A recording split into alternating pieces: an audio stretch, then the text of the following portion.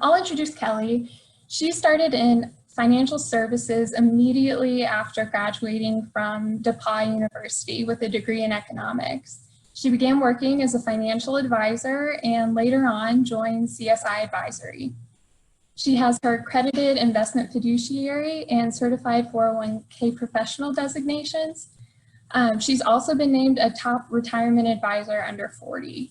And there are many fun facts about Kelly, but one I'll share with you today is by the time she was 15, she had actually already visited 49 states. And if circumstances permit, she'll visit her 50th state, Alaska, next summer with her dad for his 70th birthday. So with that, I'll just remind you one more time to please use the Q&A feature so we can answer all of your questions on today's topic. And with that, I'll hand it over to Kelly. All right, great. Thank you, Bree. Welcome, everybody. We are so excited to have you on this webinar today.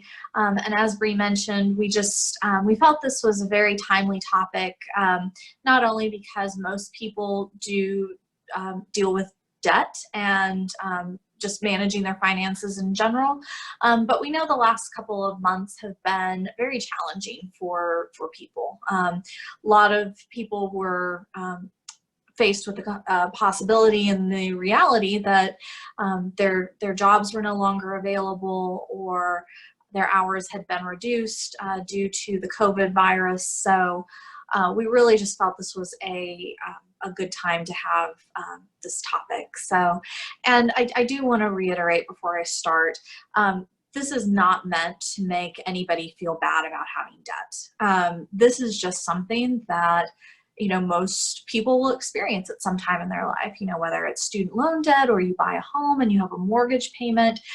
Debt is just something that we all deal with. This is just really meant to give you some tips and tricks for how to effectively manage that so that it doesn't become overwhelming and that it doesn't have an adverse effect on your health or other aspects of your life. So that's really why we wanted to do this. And just again, to reiterate that this is something that a lot of people struggle with, Bree has a polling question that I really want to have her do now before we get into this. So Bree, I'll let you do your poll. Oh, and Bree, I think you're still muted. Yes, I was sorry about that. Our first polling question is on the emergency savings fund. So we want to know what percentage of Americans do you think could produce $1,000 to pay an unexpected expense? So I'll give you just a couple of moments to think about that before I share the results.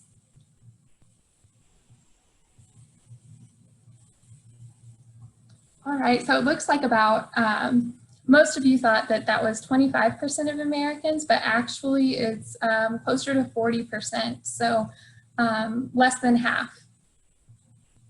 All right, wonderful. So with those unexpected expenses, that really leads us into some of the rules that we want to talk about today just for better personal finances. And the first one is eliminating surprises. And we all have those surprise expenses that come up. Some of them may be you have an unexpected medical procedure or event happen that puts you into the hospital, or whatever the case may be, and now you have medical expenses that you just weren't expecting. Some of those other surprises that I like to call them are those bills that happen every year, but they only happen once a year. So my husband and I just a couple of weeks ago had to do a big eye roll when we got a nice letter in the mail, and that was for our property taxes. And it's something that we know is coming. It's going to come every year, twice a year, but because it's not a monthly occurrence, we just don't think about it. So when we get that bill, we're like, oh yeah, that is something we have to pay. So we want to talk about eliminating surprises, and we'll go into that in more detail in just a second. The next item that we want to talk about for better personal finances is stop guessing. A lot of people will make a guess about their finances, and sometimes they're really good guessers, and other times they're very far off. So what we really want to do is empower you to know that information so that you're not guessing, because we don't want you to guess that you can pay your mortgage off. We don't want you to guess that you're going to be able to retire. We want you to know that confidently, that those financial goals that you have are going to become reality. And the final thing is not waiting.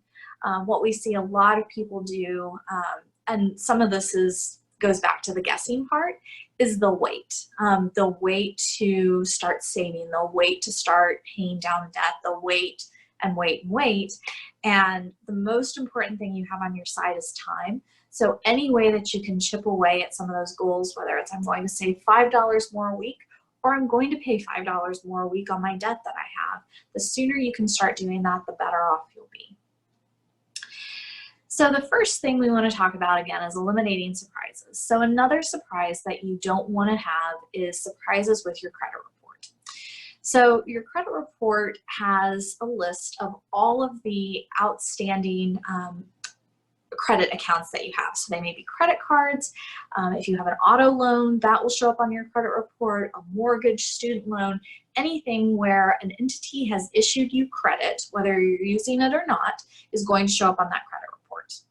Now, a few years ago, when I say a few years ago, this was like 15 years ago, but to me it was just a few years ago, Congress passed a law that said, as a consumer, you are able to get your credit report from all 3 credit bureaus for free on an annual basis.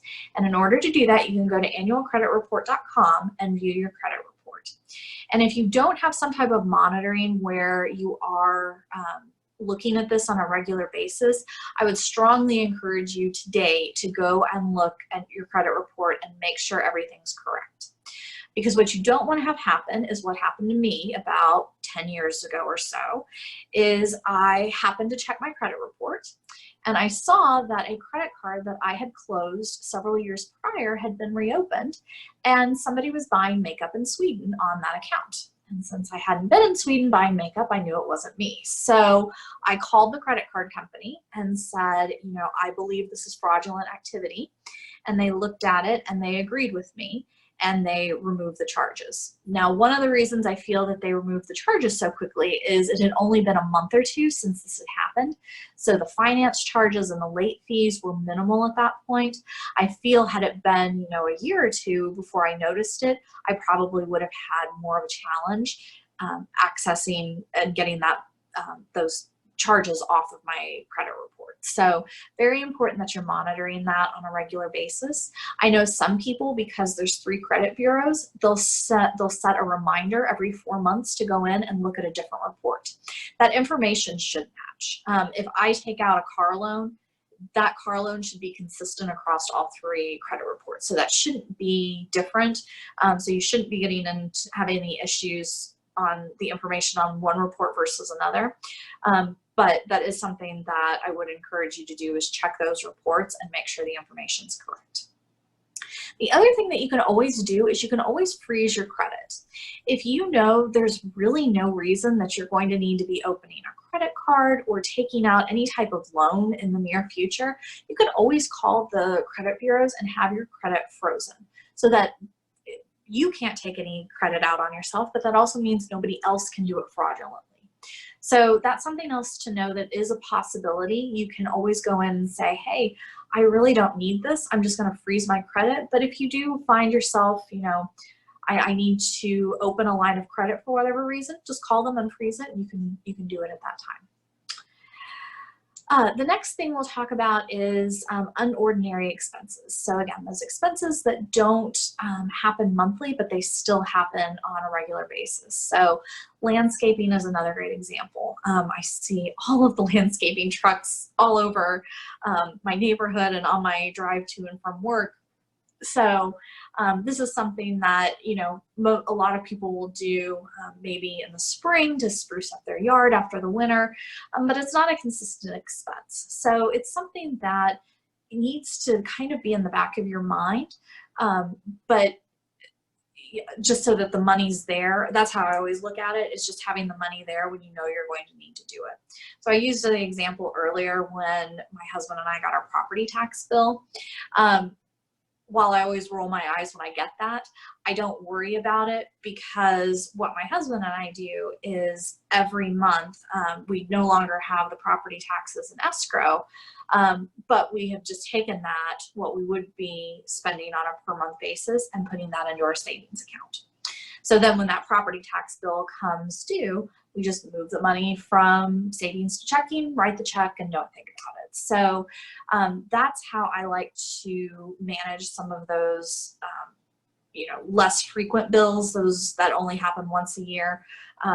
Paying for the titles on your car once a year, that's something else that we just kind of put money aside as we go during the year.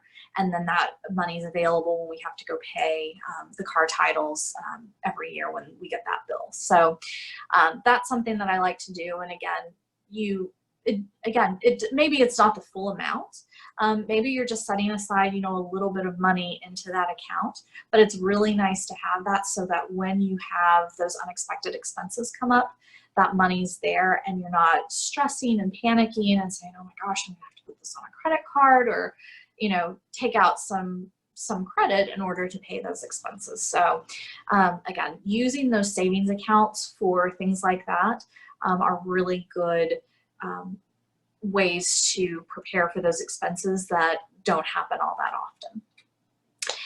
And the next surprise that can come up for people are some of those major milestone events. And normally these are really happy occasions. So these are, our kids are going to college. I know, with it being the springtime, a lot of people are experiencing that right now. The joy, my child graduated from high school and now they're going off to college. But with that, you tend to get a really big bill coming for their college tuition. Retirement is another one. When people stop working and leave the workforce, those are happy times. This is just a celebration of all the years that you've put into your career. But again, retirement can be a scary prospect for people, because now that consistent paycheck that you were getting isn't going to be there. And then the last thing are weddings. Again, really happy occasions, but weddings can get very expensive.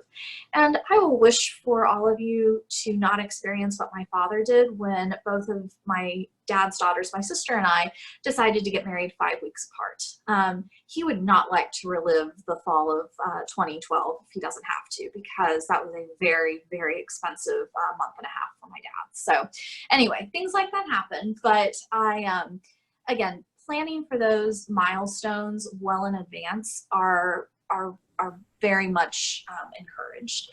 So, when you have your children and you're saying, I want to prepare for their college, I want to help them pay for college, that's a really good time to think, how do I want to support them in college? Do I want it to be a situation where they come out of college debt free? Or is that just not a situation that I'm able to do? Is it going to have to be a combination of loans? And are we going to have to talk about, realistically, how much can you take out in loans? Because just because a creditor will issue the amount that you need, is that amount realistic for you to be able to pay back? If you take out a Parent Plus loan, again, is that reasonable given the time that you have to continue working, that you could pay that debt back? And the same for your children if they're taking out student loans in their names. Are their future career paths going to be enough to cover those? So it's a good time to start talking about that in terms of what you want that to look like, and start planning from there. And I know a lot of families will open 529 savings accounts or set money aside for college, knowing that it's not going to be the full cost, but it's something. And that's the other thing that I think is important to remember, is something is better than nothing. So if you can start saving for your children's wedding, maybe it's still a couple of years in the future, but you want to be able to support them with that. Maybe you're not going to be able to pay for the whole thing, but something is better than nothing. So if you can start saving a little bit and have that ready, that will be a tremendous help when you get to that time. And the same with retirement. That's typically what we talk to our clients about, is preparing for retirement. But the sooner you can start saving for retirement as a very large expense that you'll have, the better off you'll be. The next thing is guessing. One thing that we hear all the time with from people that we work with is a lot of guessing on their finances, because usually one of the first questions I'll ask people when we're trying to plan for retirement is, how much do you currently spend a month? And I love asking that question because I love the answers that I get, because people think about it and they'll give me a number. And then they'll really think about it. And usually a couple of days later, I'll get an email from them and say, you need to change that amount. And sometimes it is dramatically less than what they told me, and sometimes it is dramatically more than what they told me. But taking the guesswork out is really important. And it's also very important when you're trying to determine affordability. I guess I can afford that is not a great way to plan your finances, or I guess I'm doing enough to prepare for my future. Again, you might be doing enough, but you don't want to get 40 years down the road and realize that, you know, had you changed your deferral percentage by just a little amount, that would have made all the difference to whether you have a retirement that's fully funded or a retirement that's not. And the final thing is just guessing that you're prepared. You know, there's lots of things that can come up, whether it's job losses or illnesses, but wondering if you're going to be okay if something like that happens. I know that is a large source of stress for a lot of people. So trying to take that guesswork out is really important. So when it comes to affordability, there's a couple of things to think about. When you're looking at making a major purchase, and let's take a car, for example. You know, Mercedes are really nice vehicles. I don't own one, but I've been in them before. They are very nice cars to drive. But you know what? So are, not to pick on this because that's what my husband drives, is a Toyota Camry. Those are also, they're perfectly fine cars. They get him where he needs to go. We don't have to worry about it from a safety standpoint. They're both cars, and at the end of the day, they will serve their purpose in terms of getting you from point A to B. But when you're looking at them, one is much nicer from a luxury standpoint than the other, and that's reflected in the cost when you go to buy those. So when you're looking at purchases like a car, I know it can be very tempting to go for, you know, really extravagant vehicles, but that's a good time to step back and say, okay, as I'm doing this, how is this car payment going to affect my short-term goals? Because if I'm paying $300 a month for my Camry, and let's say I'm paying $800 a month for my Mercedes, that's a $500 difference. How is that $500 going to affect my short-term goals? Are there other things that I would rather be planning for that in a year's time I could use that $6,000 for on something else? So thinking about those short-term goals are very important when it comes to looking at something like a car purchase. The other thing to look at is my long-term goals. So again, I'm paying a difference of $500 a month for this vehicle. That's $6,000 a year. You know, let's say I do this for 5 years, that's $30,000. Could that $30,000 be used for something else? Could it be used to help send my children to college? Could it be to fund my retirement?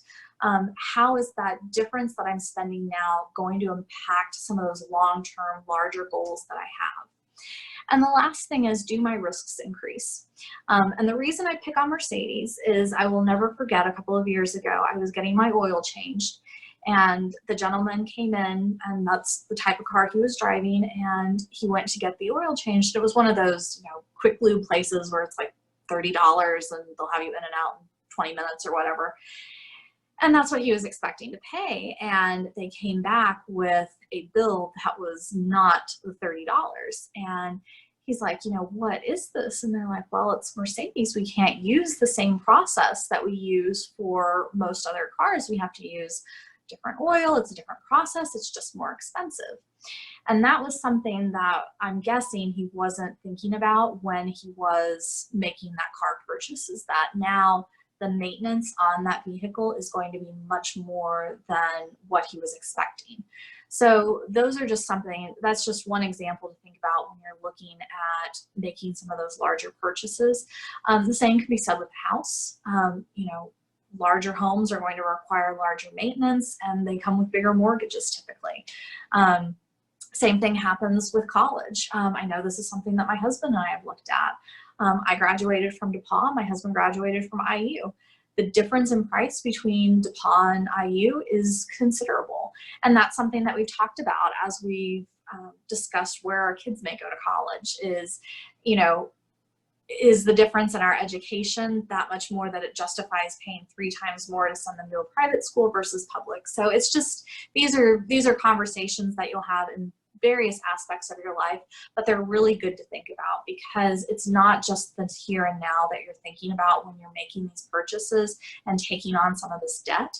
It's looking at the larger picture. It's not just, it's going to be, 5 years and I'll have my car paid off. It could be a significant investment of your money that could be taken away from some of the other things that you're wanting to do in life. So just some things to keep in mind as you're making some of those purchases and preparing to take on some of that debt is think about the affordability, not just today, but think about what that's going to do to your long-term future. And the next section we're going to talk about is budgeting. So before I lose everybody, because I know people always get anxious when we start talking about budgeting, but don't worry, it's not going to be scary. I'm going to have Bree do another polling question on budgeting. So we'll let Bree pop in. So we want to know, what do you guys think the optimal proportion of income to spend on housing is? We have a few options here. So ranging from 15 to 30%. And I'll give you just a few moments to answer that question.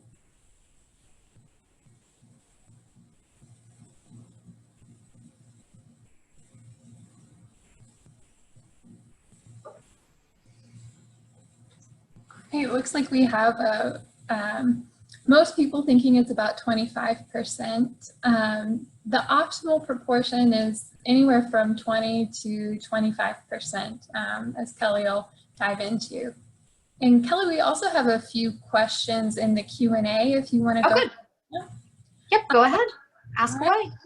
One question, going back to credit monitoring, was, do you consider Credit Karma to be a good monitoring source, or should I switch to something different? No, Credit Karma is great. So it will still pull up all of your credit information. So all outstanding accounts, the accounts that you've closed, that is a great source. So I have Credit Karma for free because my credit card was breached at Target a couple of years ago. So I'm not paying for it, but it's a great source. So the annualcreditreport.com is the free source. So some of the other credit monitoring work just as well, but don't feel that you have to pay for them necessarily because the annualcreditreport.com will give you all the information for free, but Credit Karma is great. Yeah, good question. And one other on your property tax bill. So what's the benefit of not escrowing property tax bills, and do you have a personal preference? It really becomes a personal preference. I know some people like to keep it in escrow because, then they just don't have to think about it. It's done, it's taken care of.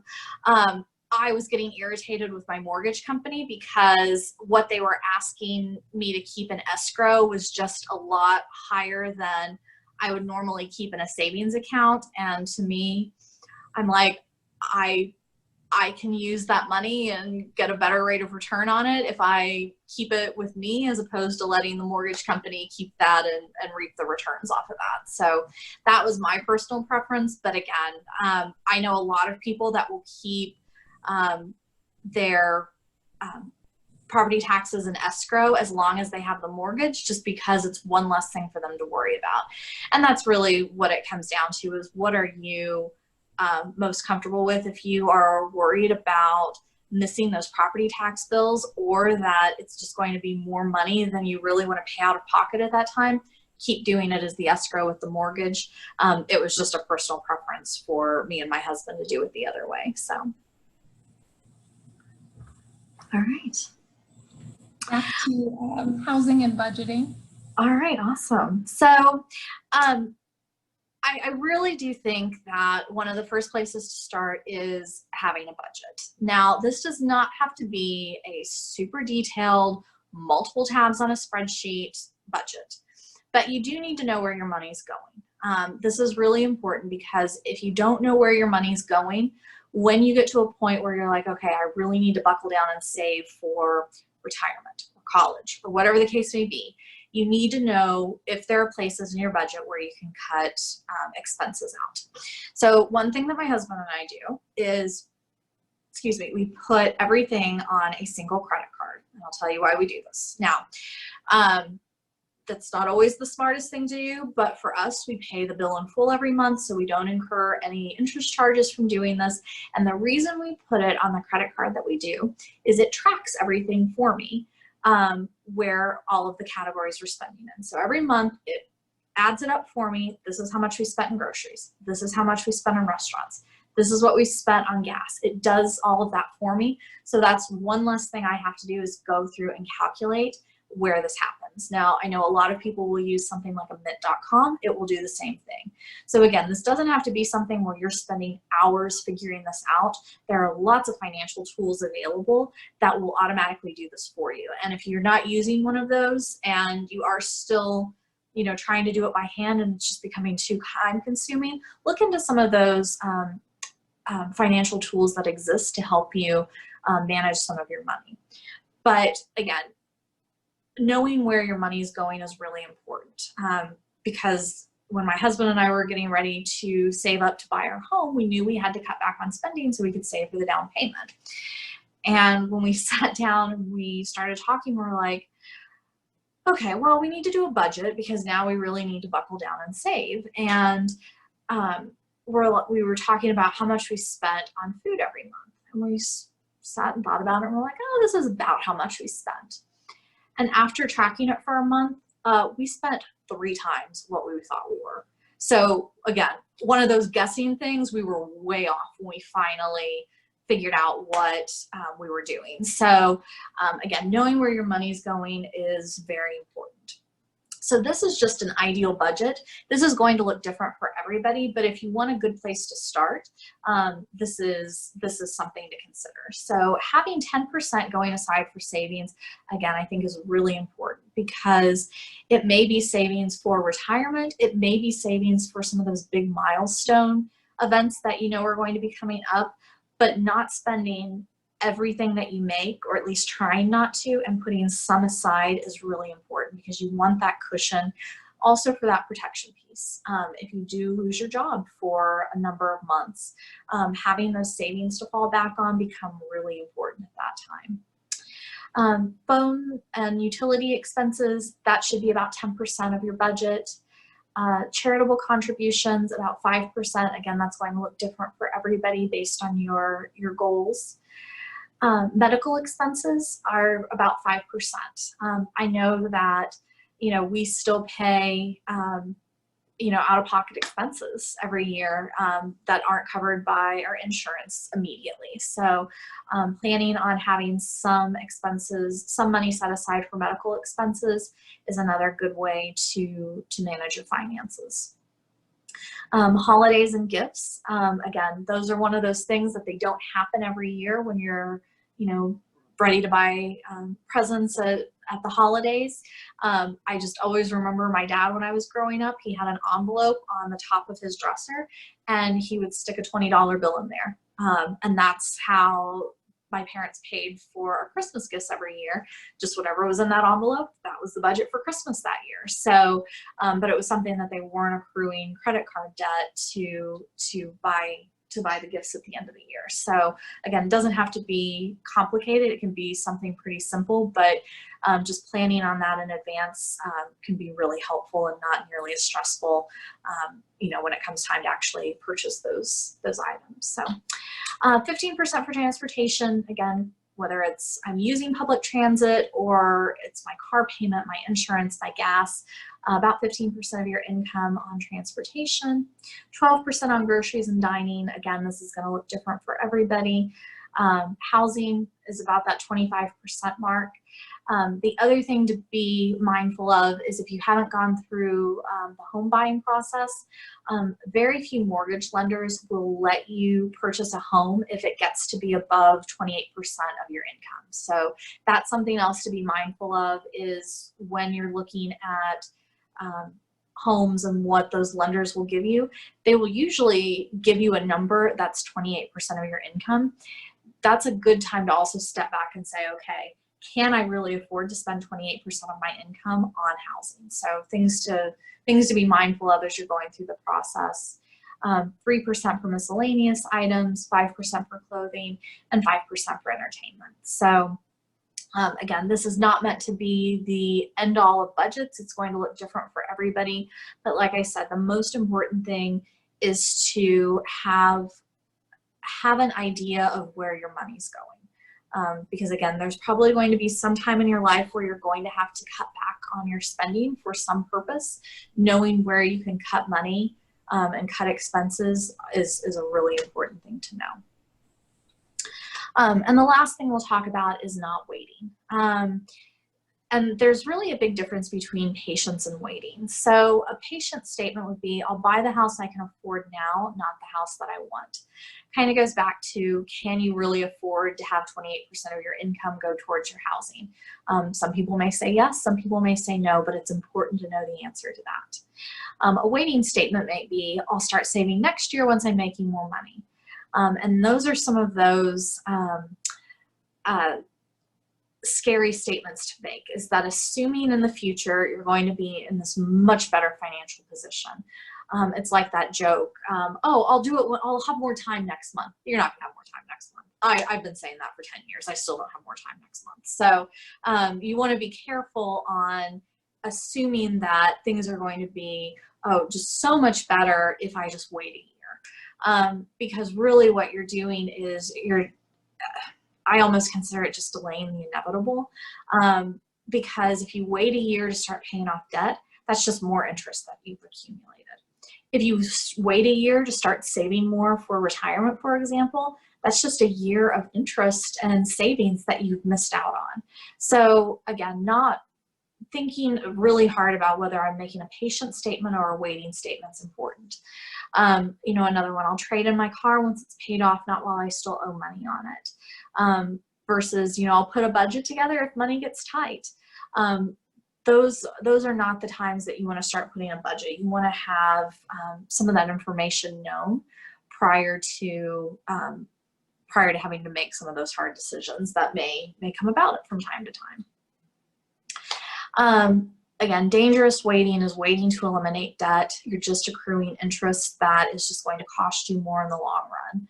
And that's the problem with a lot of credit is, you know, if I buy a new car and I take out a car loan for $25,000, you know, the longer I wait to pay that off, the more in interest I'm going to pay. So that $25,000 car now isn't going to cost me $25,000.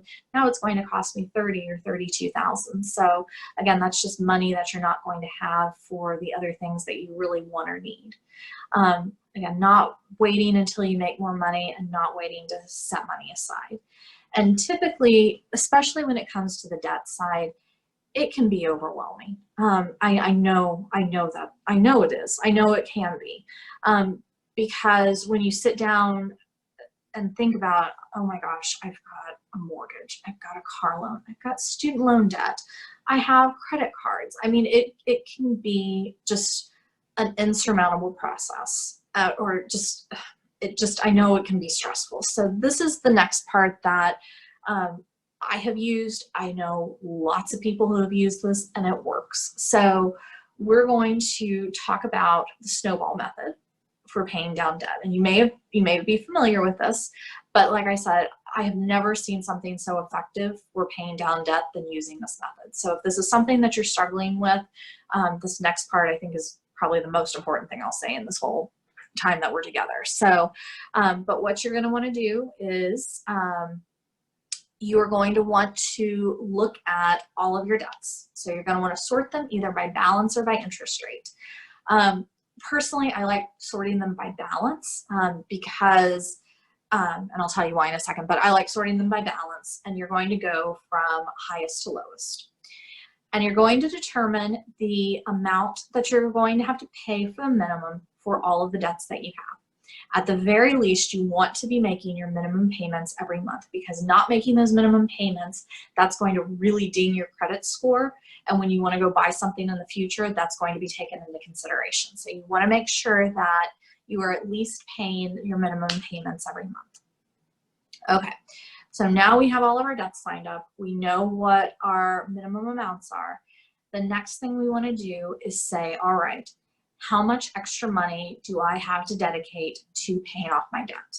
Because that's the next part of this equation. At some point, you're going to have to say, all right, I'm going to take $50 extra a month, or 100 or 200 or whatever the amount may be, and I'm going to focus that on my debt.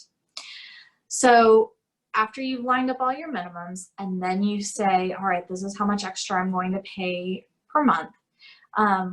Next, we're going to start, again, this is why I prefer the balance. I like to start with the lowest balance first.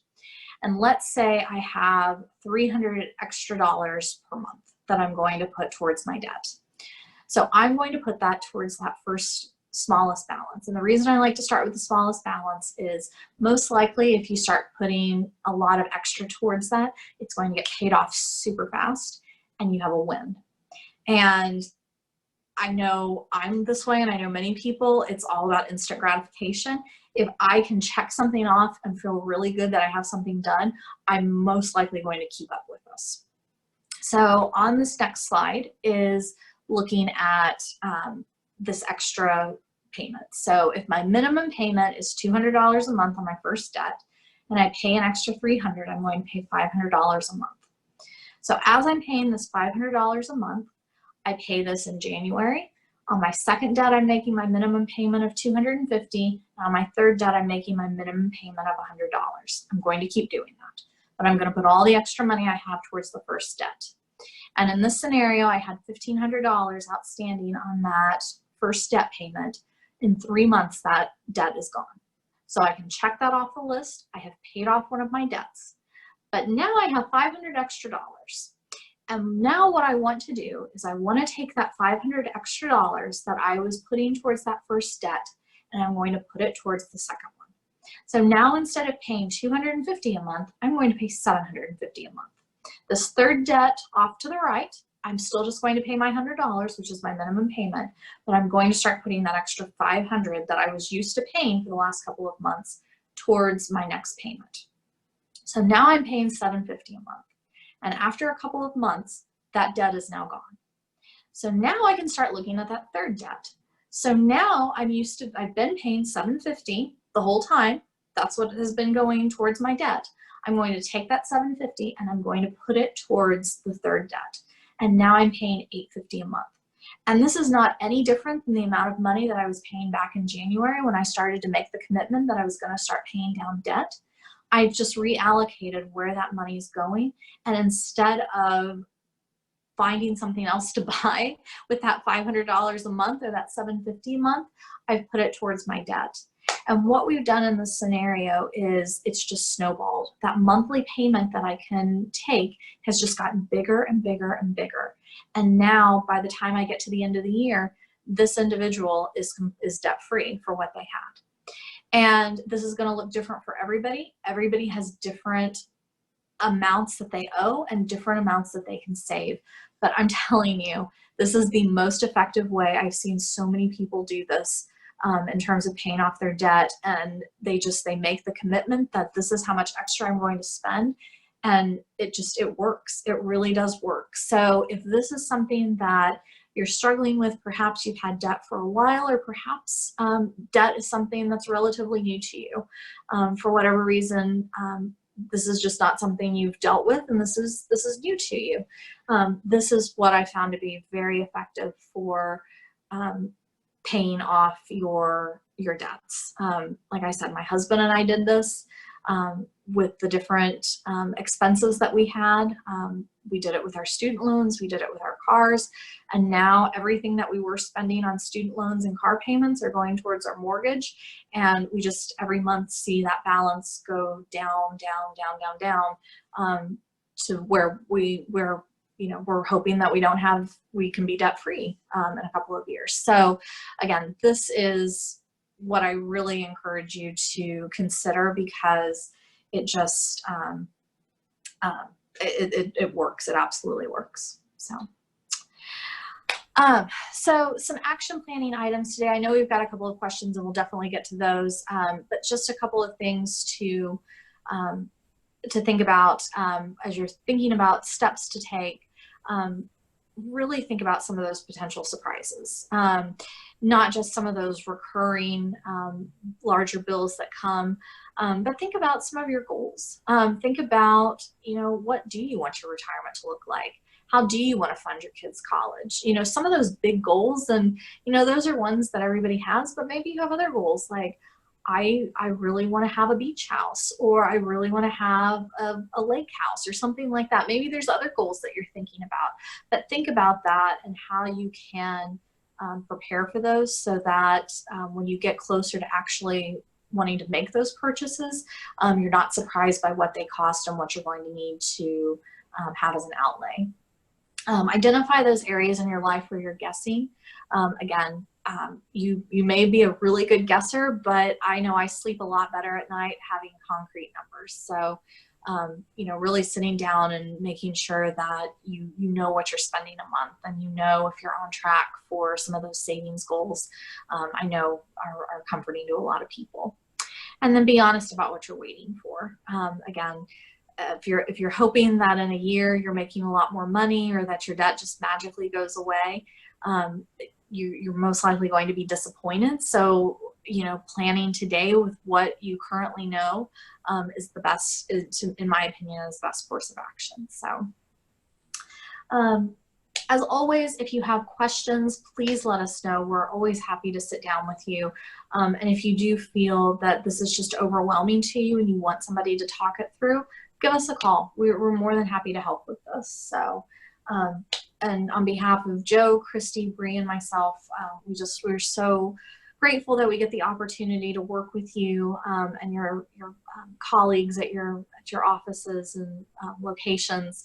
We really just enjoy getting to work with you and help you on these financial decisions that you make. So, Bree, I will turn it back to you. Okay, great. We actually have a couple of questions, Kelly. The first one goes back to budgeting and how you're allocating those expenses. So is it okay to spend closer to 30% on your mortgage if you are anticipating higher pay within the next 12 months? It is. And, a lot of, like I said, these are ideal numbers. I know a lot of people will spend more on housing than maybe that 25, 28%, and they are closer to that 30. There's not anything necessarily wrong with that. It's just really thinking about, and if you do know for certain that you're going to make more and that's going to be a smaller percentage, that's one thing. But I guess in the meantime, it just depends on, you're most likely going to have to give up things in other parts of your budget. As long as you're okay with doing that, it's not, weighing on you, that's perfectly fine to continue doing that. So yeah, it doesn't have to be, it's not always an exact science, because it also comes back to what are your priorities. I know some people that want nothing to do with entertainment. They never want to go to the movies. They never want to go to concerts. They never spend a dime on any of that. And they put it towards their home, and that's perfectly fine. That's where their priorities and their values are. And that's it's going to be different for everybody. So. When you're considering housing costs, are you considering mortgage, insurance, and taxes as being part of the 25%?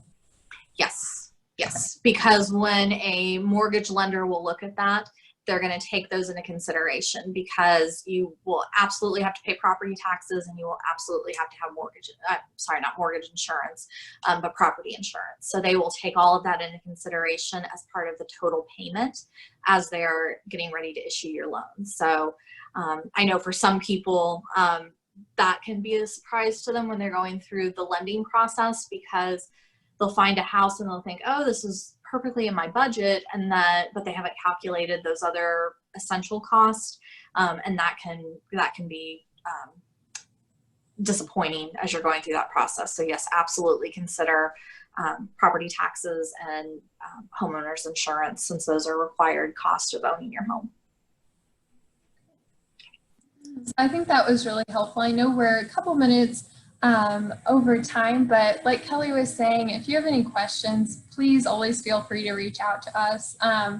We know these past few weeks have been challenging for a lot of us, and we're here to answer any questions that have come up, or questions maybe you've been putting off asking, but now you think it would be a good time to look at it. We're always here and always looking forward to speaking with you. So thank you very much for joining us today.